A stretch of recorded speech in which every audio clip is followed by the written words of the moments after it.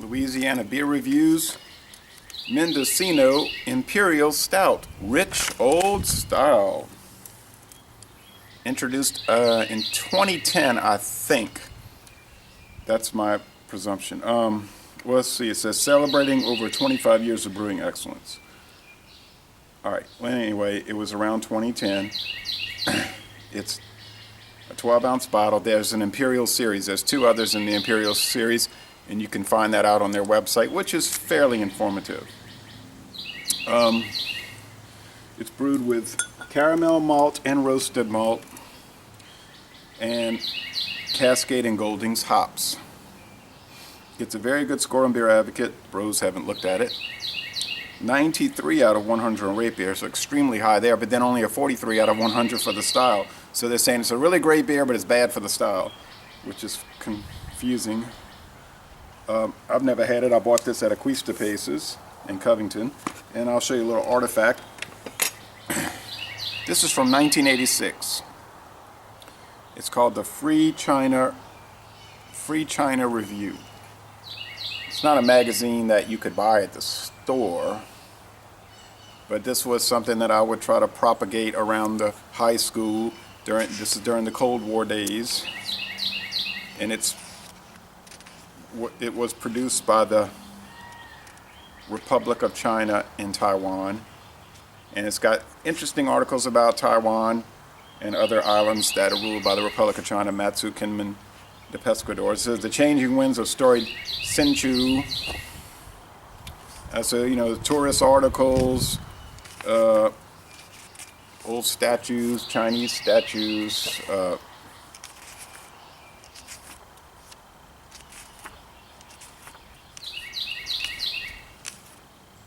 commerce and culture, all about food, how they make noodles in China.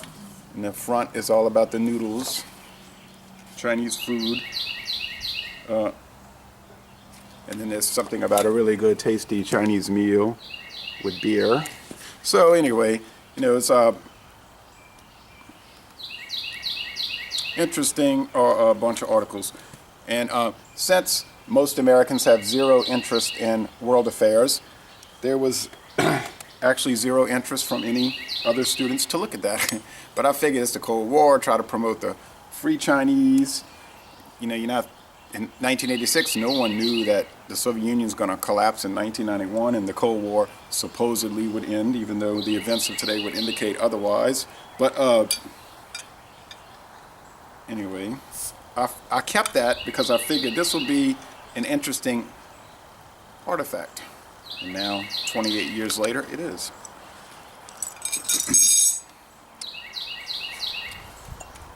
And there's a lot of mist in there. You can see there's mist all over this glass. It's about 67 degrees right now. It's very damp. There's mist all throughout the air. It's somewhat foggy. And you can imagine, there's an uncomfortable chill in the air. So this might be a good beer to have in this type of weather.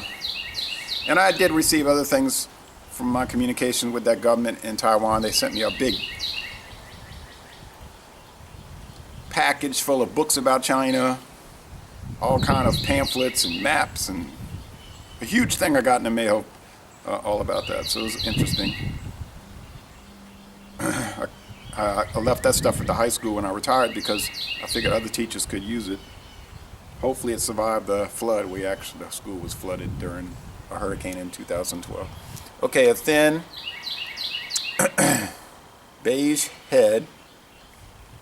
And look at that dark chocolate, dark brown appearance. It's not black, but it's chocolate brown, dark chocolate brown, so very interesting. The aroma is kind of like what they said, deep roasted, chocolate, coffee. They said anise, maybe licorice, maybe all that, but I wouldn't have really said that if I hadn't read the description. It's really just, to me, dark roasted barley malts and maybe a hint of hops. Maybe some black cherry, I don't know, but it's really rich and dark. If you've had Imperial Stouts, you know what I'm talking about. The flavor, sweet, rich, dark roasted, caramel, coffee, chocolate, dark bread, black bread crust.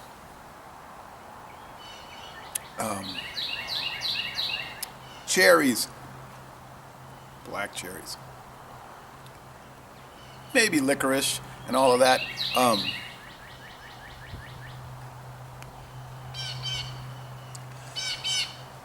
Kind of reminds me of the Guinness Foreign Extra Stout. This is even deeper and richer and thicker in the mouth. It's a heavy mouthfeel. There's some thin lacing around there. Heavy, syrupy mouth.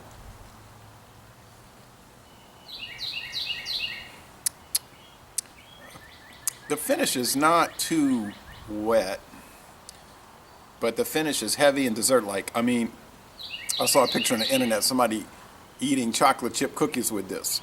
And that makes sense. This would go well with, like, I don't know, red velvet cake or something. This is a sipper. It is not a gulper. If you drank this whole bottle, 10% alcohol, you're going to feel it. If you drank two of them, you're going to be putting all kind of stuff on the internet that shouldn't put and be embarrassed later because you're not going to remember it. But anyway, I'm not going to drink but one. Hey, I love it. Some Mendocino beers, they're kind of not too good, but this is a winner from them. So I'm going to go along with Rapier. I'm going to say A. I'm going to say at least an A. I could almost say A+, because this is a really great Imperial Stout. But I'm going to say A, most excellent at the minimum, okay? So it only can go higher than that. And I don't know what they're talking about bad for the style. I think it's fine for the style. So, laissez les bon temps rouler. This is a wonderful, delicious, very enjoyable Imperial Stout.